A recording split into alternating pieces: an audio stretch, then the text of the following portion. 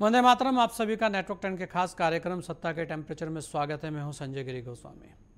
संसद की कार्रवाई का आज 10वां दिन है, लेकिन हंगामा है कि कम होने का नाम नहीं ले रहा है। लोकसभा से लेकर राज्यसभा तक विपक्ष लगातार हमलावर है।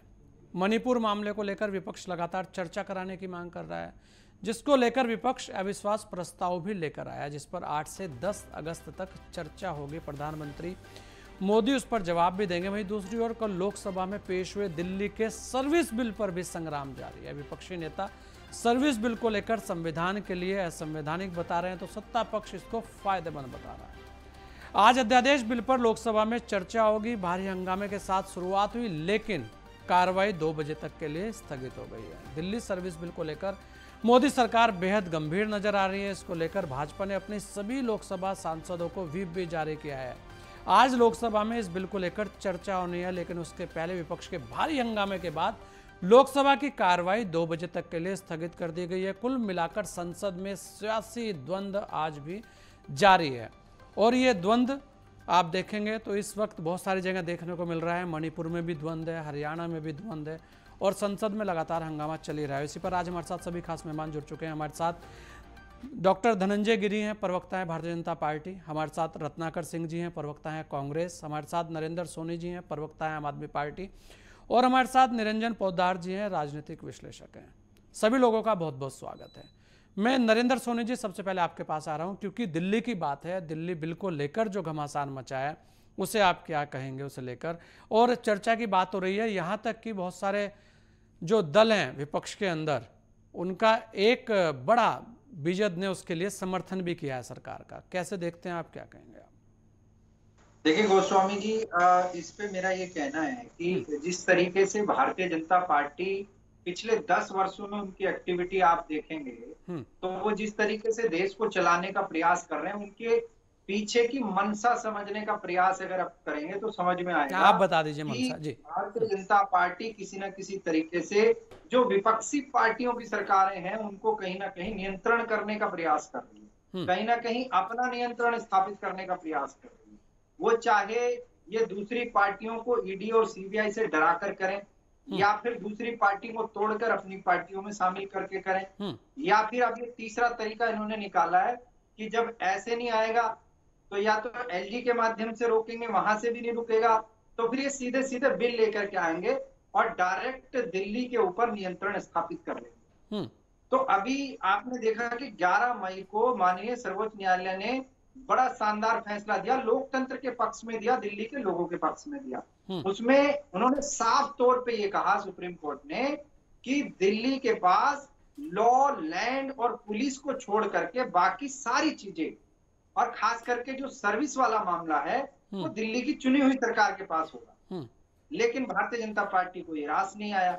उनको लगा कि भाई अरविंद केजरीवाल तो बिना ताकत के इतना काम कर देते हैं दिल्ली के अंदर कि उनको प्रचार करना मुश्किल हो जाता है, जनता उनको पूछना ही बंद कर रही है धीरे धीरे। पिछले 5 विधानसभा के चुनाव से लगातार उनको हार का सामना करना पड़ रहा है दिल्ली के अंदर, और अब 15 सालों की नगर निगम की सत्ता भी चली गई, तो दिल्ली में तो इनको बिल्कुल ही साफ हो गई। तो अब इनको लग रहा है कि अरविंद केजरीवाल को किसी ना किसी तरीके से रोकना पड़ेगा, और रोकने के लिए उन्होंने तरीका पहले एलजी साहब के माध्यम से ये टांग अड़ाने का काम करते थे ताकि दिल्ली वालों के काम रोक सके। तो आपको क्या लगता है कि जो सर्विस बिल आया है उस पर क्या होगा? उसी पे आ रहा हूं। अब इन्होंने सीधे सीधे सर्विस बिल लेकर के आ गए, पहले अध्यादेश लाए, अब बिल पेश लेकर के आ गए। मेरा ये कहना है कि ये बिल पूरे तरीके से अलोकतांत्रिक है, ये बिल पूरे तरीके से गैर संवैधानिक भी मैं इसको इसलिए कहूंगा क्योंकि संविधान का जो ढांचा है वो संघीय है। पर अब तो नरेंद्र सोनी जी वो आ गया, अब उस पे आगे क्या होगा? शक्तियों का बंटवारा है। हाँ, अब तो बिल आ गया। आपने बहुत सारे लोगों से समर्थन मांगा था, लेकिन बहुत सारे जो लोगों से आपने जब समर्थन मांगा उसमें बहुत सारे लोग आपके साथ आए भी। ऐसा नहीं है कि खुद कांग्रेस जो पहले विरोध कर रही थी वो आपके साथ खड़ी हुई है। नहीं, बिल्कुल। देखिए, जो इसमें साथ खड़े हैं उनका बहुत बहुत स्वागत योग्य है ये निर्णय है, और जितनी पार्टियां इसमें, इंडिया गठबंधन के जितने सांसद इसमें समर्थन दे रहे हैं, सब खड़े हैं, लगातार मजबूती के साथ खड़े हैं। ये बिल्कुल भारतीय जनता पार्टी का जो गैर संवैधानिक, लेकिन चर्चा तो नहीं हो रही है नरेंद्र जी। चर्चा कहाँ हो रही है? जो एक डिबेट वहां होनी चाहिए, जो बहस होनी चाहिए, वो तो हो नहीं पा रही है, केवल हंगामा। नहीं, हंगामा देखिए, मैं फिर वहीं आ रहा हूँ। यही बात मणिपुर पे हुई, यही बात आज इस पे भी हो रही है, सेवा बिल पे भी। देखिए, सदन चलाना सरकार का काम है, विपक्ष का काम है जो अलोकतांत्रिक बिल लेकर के आए उसका विरोध करना। तो ये हमारा अधिकार है। चलिए, ये और आपका जितना अधिकार है। मजबूत मैं जरा विपक्ष होगा, निरंजन पोद्दार लोकतंत्र जी से का भी ले लेता हूं उतना सुनहरा कि पक्ष होता है। आपने तो कहा कि आपका अधिकार है, लेकिन अधिकार ये भी है विपक्ष का कि वो वहां पर बहस भी करे। कम से कम जनता के सामने जब मुद्दों पर बहस होगी, या जिस किसी भी चीज को, जिस बिल का भी विरोध करना है, वहां बहस में कुछ चीज तो सामने आएगी। लेकिन यहां तो लगातार हंगामा बढ़ता जा रहा है। निरंजन जी देखिए, विपक्ष और पक्ष हर बार जब सदन चलने की स्थिति आती है तो तस्वीरें ऐसी होती हैं, और हर कोई अपने आप को जस्टिफाई कर रहा होता है, हर कोई कह रहा होता है हम गलत नहीं है। चाहे वो भारतीय जनता पार्टी की बात हो या वो वहां पर विपक्ष की बात हो। विपक्ष वाले कहते हैं कि नहीं हम तो सही कर रहे हैं जी, हंगामा कर रहे हैं। तो और लगातार ये भी इस बार देखने में आया है कि सरकार कह रही है कि चर्चा कीजिए, लेकिन चर्चा नहीं हो पा रही है। और इसी बीच में मणिपुर के जो हालात है वो भी आपके सामने है, और यहाँ अब तो एक और नया विवाद सामने आया। अब तो हरियाणा के अंदर की जो तस्वीरें आ रही हैं उसे लेकर भी हंगामा होगा। निरंजन जी, बिल पेश हो गए हैं, अब आगे क्या दिखता है आपको? और ये हंगामा बढ़ता दिखेगा क्योंकि 2024 के चुनाव भी नजदीक हैं जी। देखिए संजय जी, आज जिस तरीके से हमारे देश की जो जनता है वो जागरूक है, और सोशल मीडिया का जमाना है, हर एक व्यक्ति के हाथ के अंदर डे टू डे बेसिस पे हर एक मिनट की खबर अपडेट हो रही है। इस टाइम हम जब बात कर रहे हैं और इस आपके चैनल के ऊपर, आपके चैनल के माध्यम से, तो मेरे हिसाब से विभिन्न माध्यमों से आज इस चीज को भी, जो हमारी डिस्कस है, इस चीज को भी हजारों लोग इस चीज को देख रहे होंगे। और ये आपके कहने, किसी के कहने सुनने से कोई फर्क नहीं पड़ता। हर आदमी का अपना एक विचार होता है, बिल्कुल जी, अपनी एक समझ होती है। देखिए, ऐसा है कि जो संसद, हमारे यहाँ जो एक संसदीय प्रणाली बनाई गई है, लोकतंत्र का एक बहुत बड़ा, जिसको कहते हैं सबसे बड़ी पंचायत है, जिसके अंदर राज्यसभा लोकसभा दोनों जगह है। और वहां पे बैठ करके अगर मान लीजिए वो हाउस बनाए गए हैं, वो एक प्रणाली बनाई गई है, तो मेरे हिसाब से बाधित करने के लिए तो नहीं बनाई गई। एक केवल किसी ने सुनी सुनाई बात सुन ली कि भाई संसद चलाने का अधिकार के दायित्व तो केवल सरकारों का है और विपक्ष का उसके अंदर बिल्कुल किंचित मात्र भी सहयोग नहीं हो सकता। तो भाई साहब, ये चीज तो मेरे समझ में नहीं आती, क्योंकि देखिए जनता ने चुन करके विपक्ष को भी उसी संसद में भेजा है। तो जितना दायित्व सरकार का है, मेरे हिसाब से उतना ही दायित्व विपक्ष का भी है। और रही बात, देखिए सरकार क्या कर रही है, अलोकतांत्रिक काम कर रही है सरकार, कोई समझ लीजिए तानाशाही रवैया अपना रही है, सरकार सही काम नहीं कर रही।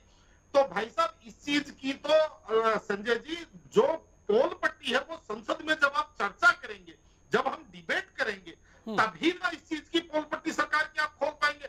लेकिन बार बार संसद को बाधित कर देना मेरे हिसाब से सिचुएशन को सुलझाने की बजाय और ज्यादा उलझाने की तरफ आगे बढ़ने वाला मामला है। संजय जी, कारण क्या है कि अब हम चार लोग बैठ करके यहाँ पे एक डिबेट कर रहे हैं, एक समझ लीजिए एक आपस में मंत्रणा कर रहे हैं। अब इसके अंदर अगर एक आदमी इसको बाधित करेगा और बाद में कहे कि संजय जी की जिम्मेदारी है, अब संजय जी उनको अगर मान लीजिए उसके साथ कुछ अप्रिय करते हैं, उसको अगर उसकी फीडर डाउन करते हैं या उसको डिबेट से हटाते हैं, तो कहते हैं हमारी आवाज दबाई जा रही है। तो भाई सीधी सी बात है, आवाज होना, आदमी बोलता तो पशु पक्षी भी है, लेकिन वो बोल क्या रहा है, सामने वाले को प्रिय कितना लग रहा है, उसके अंदर तथ्य कितना है, उसके अंदर लॉजिक कितना है, ये सारी की सारी चीजें मायने रखती है। मेरे हिसाब से आज संसद के अंदर 1.5 करोड़ रुपया 1 मिनट का खर्चा होता है इसके संचालन के ऊपर।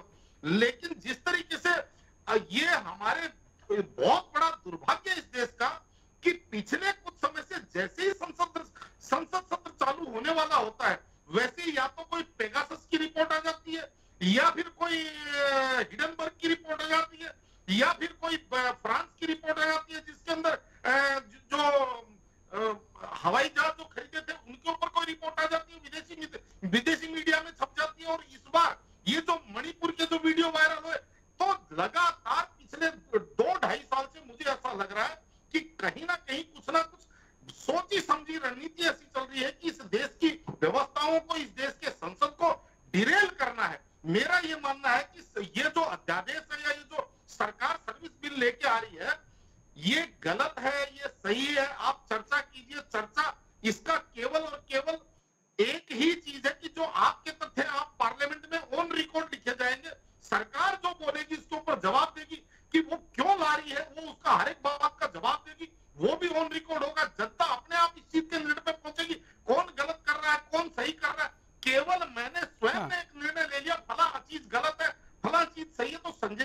ऐसे मेरे हिसाब से लोकतांत्रिक व्यवस्थाएं नहीं चलती। अच्छा, ऐसी बहुत सारी चीजें हुई निरंजन जी, आपने भी देखी होगी, बिना चर्चा के बहुत सारे बिल पास हो गए, उसके बाद तो हो ही गए ना पास। आप बोलते रहिए, फिर बाद में तो क्या है, फिर उस पर तो चर्चा भी नहीं हो पाती, उसके बाद तो वो लागू हो गई चीज, आप बाद में कहते रहिए कि तब तो वोट नहीं हुआ था या उस पर चर्चा नहीं हुई थी, फिर बाद में कुछ होता नहीं, बाद में तो सब ऐसी स्थिति रह जाती है। इसका समाधान संसद को बाधित करना भी तो नहीं है ना। देखिए, हाँ। सरकार तो दूसरा रास्ता निकालती है, उसके बाद में दोबारा से अध्यादेश। हाँ बिल्कुल, कहीं ना कहीं अध्यादेश पे आपका भी मानना है कि चर्चा होनी चाहिए। जो ये कहते हैं कि चुनी हुई सरकारें, तो देखिए पार्लियामेंट के अंदर भी जो केंद्र सरकार बैठी हुई है वो भी चुनी हुई सरकार है, वो भी 140 करोड़ लोगों के द्वारा चुनकर के केंद्र में भेजी गई है। संजय जी, मेरा ये मानना है कि वहां बैठ करके, और जो एक हमारी जो व्यवस्था है, एक चीज और बोलूंगा संजय जी, एक समय था, आपने देखा होगा कि पक्ष विपक्ष उस टाइम भी हुआ करता था। नहीं बिल्कुल, वो समय था, समय तो बदलता रहता है, यही तो दिक्कत है ना। हमारे साथ रत्नाकर जी भी हैं। रत्नाकर सिंह जी, देखिए सदन को चलना चाहिए, अगर कोई भी तथ्य है या कोई भी बिल है, हम ये कह रहे हैं कि किसी भी बिल पर जब तक चर्चा नहीं होगी तो कैसे पता लगेगा कि ये सही है या ये गलत है। लेकिन जिस तरीके के नज़ारे हैं, चाहे वो पक्ष की बात हो या विपक्ष की बात हो, जिम्मेदारी दोनों की बनती है, दोनों लोग अपनी जिम्मेदारी से दूर नहीं भाग सकते। ये भी नहीं है कि आप ये कहें कि वो खराब है और वो कहें कि आप खराब हैं, तो खराब कौन है ये तो फिर सभी जानते हैं। लेकिन एक दूसरे को खराब कहकर सदन ना चले, इसका जो खमियाजा है वो आम जनमानस को भी भुगतना पड़ता है। आज दिल्ली के बिल को लेकर बात हो रही है, आज और भी बिल आने हैं उनको लेकर भी बात हो रही है, मणिपुर बहुत गंभीर मुद्दा है उसे लेकर भी बात होनी चाहिए, यहां तक कि अब तो हरियाणा भी एक बड़ा, जिस तरीके का वहां पर जो घटना हुई है उसे लेकर भी बात होनी चाहिए। लेकिन ये सारी बातें, इनका समाधान सदन से निकल सकता है, और सदन चलेगा नहीं तो समाधान कहां से आएगा? रत्नाकर जी। देखिए संजय जी, आपने दो बात कहा। मैं पहली बात तो एक तो अध्यादेश के ऊपर और दूसरी बात सदन चलने जी। पहले मैं अध्यादेश के ऊपर अपनी राय जो है रख लेना चाहता हूँ। हाँ बोलिए। और मुझे उम्मीद है संजय जी, आपने जितना वक्त निरंजन जी को दिया है उतना ही वक्त मुझे भी दो। आपको पूरा वक्त है, बोलिए। जी जी जी। हाँ।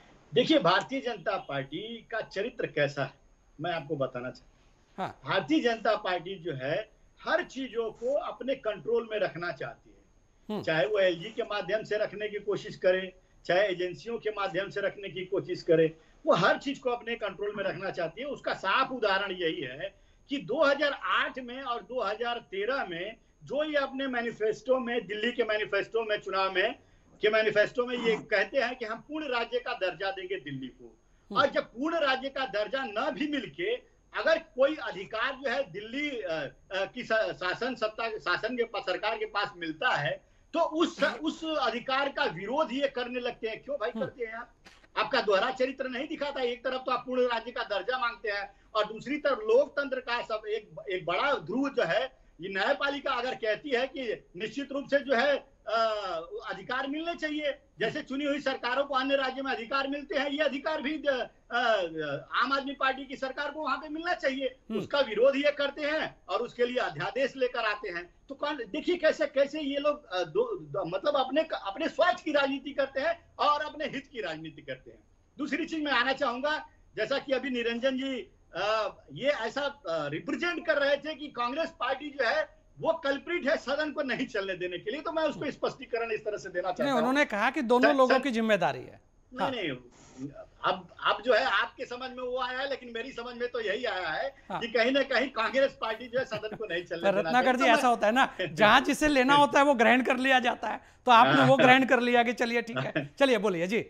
जी देखिए संजय जी, कहीं ना कहीं निश्चित रूप से भारतीय जनता पार्टी ने सदन में जो है अल्पकालिक चर्चा की जो है वो वकालत की है कि हम अल्पकालिक चर्चा करेंगे। लेकिन देश का इतना बड़ा मुद्दा है ये मणिपुर का मुद्दा, जहां मणिपुर आप देख रहे हैं पिछले 3 महीनों से जल रहा है और गृह मंत्री जी नाकामयाब हो चुके हैं उन चीजों को कंट्रोल में करने के लिए। चाहे उनका 4 दिन का मणिपुर का प्रवास हो, चाहे सर्वदलीय बैठक हो, चाहे तमाम वक्तव्य उनका यही आता है कि अब के बाद जो है मणिपुर की स्थिति सुधर जाएगी, लेकिन सुधरा नहीं है। तो कहीं ना कहीं अगर कांग्रेस पार्टी यह मांग करती है, इंडिया अगर मांग करता है कि प्रधानमंत्री जो 140 करोड़ देशवासियों को रिप्रेजेंट करते हैं वो आए और सदन में देश की सबसे बड़ी महापंचायत है उसमें देशवासियों को बताएं कि आखिर में 90 दिन में ये क्यों 90 दिन से चल रहा है मणिपुर। तो हम तो ये चाहेंगे और रूल 267 के तहत इसमें गहन और विस्तृत चर्चा का प्रावधान है।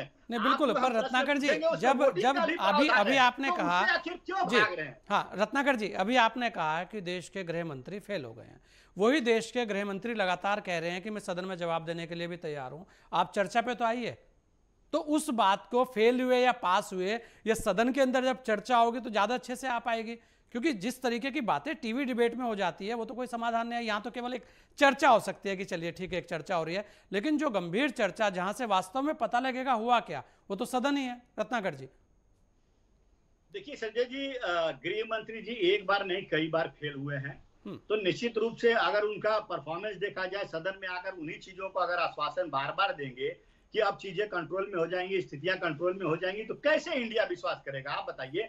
वो 24 जून को सर्वदलीय बैठक करते हैं और वहां पे सारे लोगों से चर्चा विमर्श करते हैं और आश्वासन देते हैं कि जल्दी ही परिस्थितियों को कंट्रोल में कर जाएगा और मणिपुर को जो है वो शांत कर लिया जाएगा। लेकिन कहीं ना कहीं उसमें भी वो नाकामयाब होते हैं। 4 दिन जो है वहां पे मणिपुर में प्रवास करते हैं, वहां पे कोशिश करते हैं कि मणिपुर की हिंसा को जो है वो रोका जाए, लेकिन फिर उसमें भी नाकामयाब हो जाते हैं। तो आखिर में ये बार बार नाकामयाबी जो है यही दर्शाती है ना कि वो देश की परिस्थितियों को हैंडल करने में जहां पे इनकी डबल इंजन की सरकार है वहां पे नाकामयाब हो चुके हैं। लेकिन उसकी चर्चा सदन में नहीं होनी चाहिए रत्नाकर जी। हाँ, जो ये बातें हो रही है इसकी चर्चा तो सदन में होनी चाहिए ना,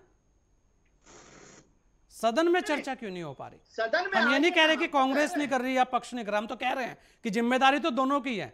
अगर सांसद चुन के आया है वो भी लोगों ने ही चुन के भेजा है, चाहे वो कांग्रेस का है, चाहे वो बीजेपी का है, चाहे बसपा का है, चाहे सपा का है। जनता नहीं भेजा है, इंडिया की जनता नहीं, भारत की जनता ने। संजय जी देखिए, हम चाहते हैं चर्चा करना, हम चाहते हैं हाँ। हम चाहते हैं कि सदन में विस्तृत और गहन चर्चा हो, और भारतीय जनता पार्टी अल्पकालिक चर्चा चाहती है, जो आधे घंटे की चर्चा होती है, जिसमें आप जानते हैं, अनुभवी हैं। अच्छा, सर्विस बिल पे आप क्या कहेंगे? आपने कहा कि सर्विस बिल भी गलत है। अब पूरी बात जिसमें आधे घंटे की अल्पकालिक जो चर्चा ये चाहते हैं, उसमें आप जानते हैं कि किस तरह से सदन में हो हल्ला करेंगे, इनके खुद सांसद उठ के हो हल्ला करेंगे, पूरी बात रख नहीं पाएंगे। क्योंकि आज देखिए सुप्रीम कोर्ट जिस चीजों को संज्ञान लेकर और कहता है, सरकार को लौटाता है कि आप अगर इसको नहीं कार्रवाई नहीं करेंगे तो हम कार्रवाई करेंगे, और वहां के बच्चों के हाथ में आज हथियार उठाने को मजबूर हो गए। इस तरह की परिस्थिति। लेकिन रत्नाकर जी चलिए, आपको समय तो मैंने बहुत दे दिया, अब आपकी शिकायत दूर है कि समय ने दिया, लेकिन 2-3 चीजें हैं रत्नाकर जी। वही दिल्ली का बिल पहले कांग्रेस को खराब लगता है और उसके बाद वही दिल्ली का बिल कांग्रेस को अच्छा लगता है, तो ऐसी भी चीजें सामने आती हैं तो भी जनता सवाल करती है। और धनंजय जी, अब मैं आपसे ले रहा हूं कि तीनों लोगों को आपने सुना, नरेंद्र सोनी को भी सुना, उनकी भी शिकायत है कि बहुत सारी जगह दबाने की राजनीति होती है। भारतीय जनता पार्टी कोशिश करती है कि अगर विपक्ष की सरकार है तो उसे अस्थिर किया जाए, उस पर कंट्रोल किया जाए।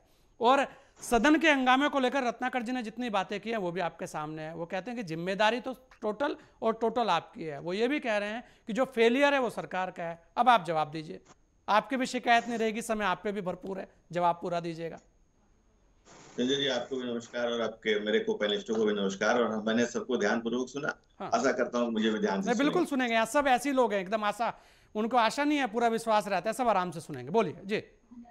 संजय जी, संसद द्वंद में नहीं दर्द में, या यूं कहें कि संसद सदमे में, संसद आज की डेट में संज्ञाहीन हो रही है।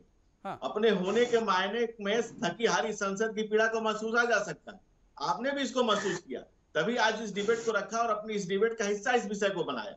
आज कंफ्यूज कांग्रेस ये समझ नहीं पा रही है कि जिसने दिल्ली की सत्ता उसे ली, पंजाब की सत्ता उसे ली, वो लंबे समय तक बिल के पक्ष में रहे, विपक्ष में रहे, कांग्रेस बिल बिलाती रही, परेशान रहे कि करें क्या, बिल के इधर जाए उधर जाए, बिल बिलाती कांग्रेस बौखलाई हुई। और सत्ता के लिए लोलू, सत्ता के लिए ललायत कांग्रेस ने अंत में केजरीवाल के सामने घुटने टेक दी। और जो आज केजरीवाल बात कर रहे हैं आम आदमी पार्टी, दिल्ली हिंदुस्तान का दिल है और इस दिल पर कोई भी दाग लगने नहीं दिया जा सकता है। यहाँ देश के सारे महत्वपूर्ण लोग रहते हैं, अंतर्राष्ट्रीय लोग आते हैं, और जिस पार्टी में ताहिर हुसैन जैसे पार्षद हो, उनके हाथ में दिल्ली की सत्ता को नहीं दिया जा सकता है। और यही नहीं, जिनके मंत्री हैं, आप लोकतंत्र की अगर वो बात करते हैं तो इस पार्टी को पार्टी कहना ही गलत होगा। जिस दिन से उस पार्टी का निर्माण हुआ उस दिन से आज तक उस पार्टी के एक ही सरबराह है, अरविंद केजरीवाल। अगर इसको आम आदमी पार्टी कहें, अरविंद केजरीवाल की दुकान कहें, बातें की है, क्योंकि आज तक ना कोई चुनाव, ना कोई संगठनात्मक कोई फेरबदल हुआ। रही बात की संसद ईंट गारों का जोड़ नहीं है, ये हतभागी जनता के अरमानों की बुनियाद पर खड़ी हमारी संसद है। और हमारे संसद में जो संसद के मुख्य पुजारी और हम आदरणीय नरेंद्र मोदी जब संसद में पहली बार दाखिल होते हैं तो इस मंदिर के सामने जिस समर्पण भाव से वो अपने आप को समर्पित करते हैं, गांव गरीब किसान नौजवान दुखियों की पीड़ा के सामने लगातार भाव एक ही है मन में, सेवा सेवा और बस सेवा। और विपक्ष के मन में एक ही भाव है, सत्ता सत्ता और सिर्फ सत्ता। सत्ता भी किसके लिए? निज के लिए, अपने परिवार के लिए, अपने घोटालों को बचाने के लिए, अपने जेल गए मंत्रियों को बचाए रखने के लिए।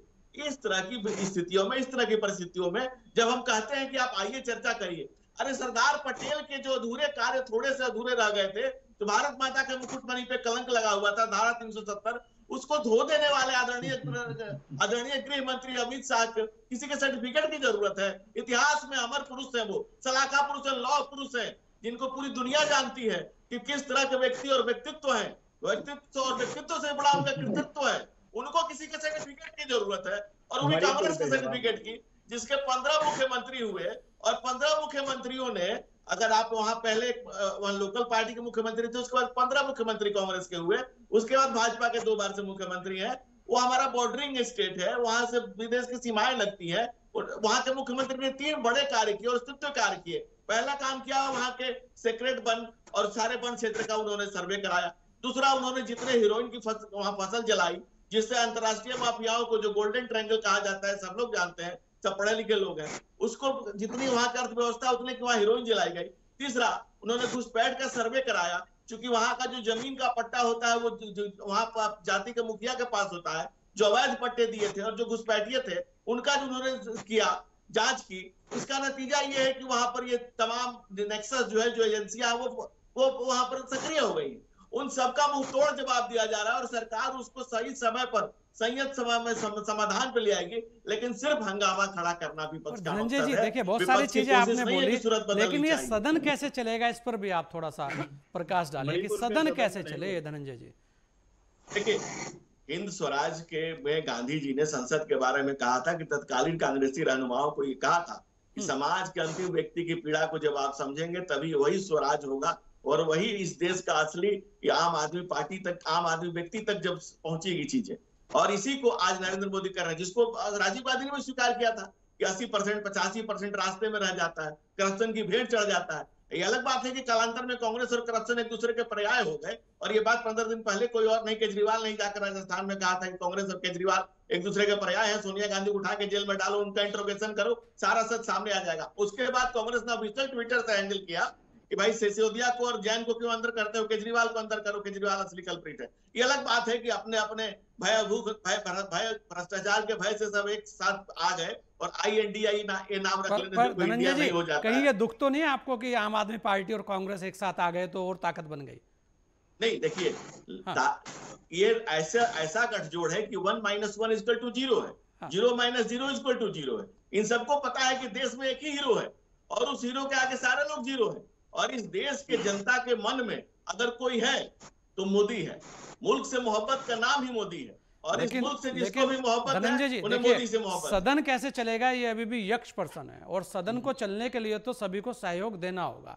और यहाँ पर एक और है कि यहाँ पर कब किसके साथ किसका गठबंधन हो जाए और कब राजनेता किसके साथ चला जाए, ये तो मुझे लगता है कि उस दल को भी नहीं पता कि कब क्या होने वाला है। और इस तरीके की तस्वीरें रोज सामने आ रही हैं, यहां तक कि बड़े बड़े नेताओं की तस्वीरें सामने आ जाती हैं। निरंजन जी, सभी लोगों ने बहुत कुछ बोला, अब एक आपसे लास्ट टिप्पणी ले रहा हूं क्योंकि समय खत्म है। आप ही एक बात में जवाब दे दीजिएगा कि सदन को चलने के लिए पक्ष और विपक्ष को क्या करना चाहिए, क्योंकि नहीं तो फिर रत्नाकर जी बोलेंगे कि आप फिर एक भाषा बोल रहे हैं, कहीं ना कहीं कांग्रेस को लपेटने की कोशिश होती है। लेकिन यहां पर जिम्मेदारी प्रत्येक सांसद की है। उस सांसद को भारतीय जनता ने चुनकर भेजा है, इसलिए भेजा है कि वहां वो हमारे मुद्दों को वहां पर रखे, वो हमारी पीड़ा को सदन के अंदर रखे, जिसका समाधान निकले। देखिए गोस्वामी जी, आपको मैं बताऊं, सबसे पहले आदमी को ये चीज समझना चाहिए कि सबसे पहले होना चाहिए संवाद। संवाद नहीं है तो वाद विवाद, वाद विवाद नहीं है तो उसके बाद में प्रतिवाद। लेकिन ये सब चीजें कब हो पाती है? ये चीजें तब होती है जब आदमी संयमित हो। जो व्यक्ति भ्रमित होगा वो इन चीजों से कोसों दूर होगा, क्योंकि उसको ये पता ही नहीं है कि मुझे बोलना क्या है, मेरे पास तथ्य क्या है, मेरे पास तर्क क्या है। तो वो निश्चित रूप से शोर शराबा करेगा, सिचुएशन को डिरेल करेगा, और जिसको कहते हैं कि एक बातचीत की जो व्यवस्थाएं होती है उससे कहीं ना कहीं हटने